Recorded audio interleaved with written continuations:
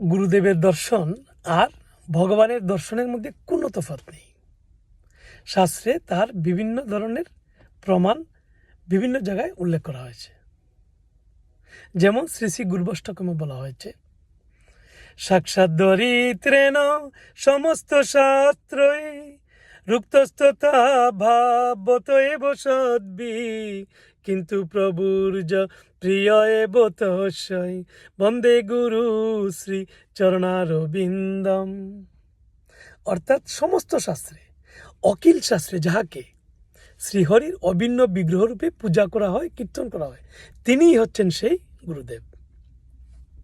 তো গুরুদেবের দর্শন এত পবিত্র, এত মঙ্গলময়, এত সুন্দর, এত আনন্দময়।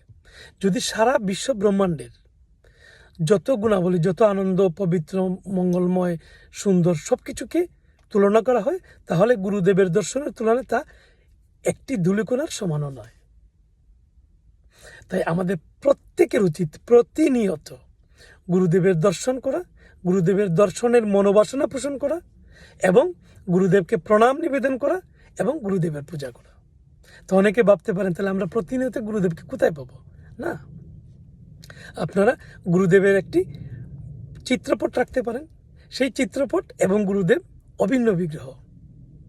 তাই আমরা প্রতিদিন চিত্রপটের মাধ্যমেও গুরুদেবকে দর্শন করতে পারি, গুরুদেবকে প্রণাম নিবেদন করতে পারি, গুরুদেবকে পূজা করতে পারি। হরে কৃষ্ণ।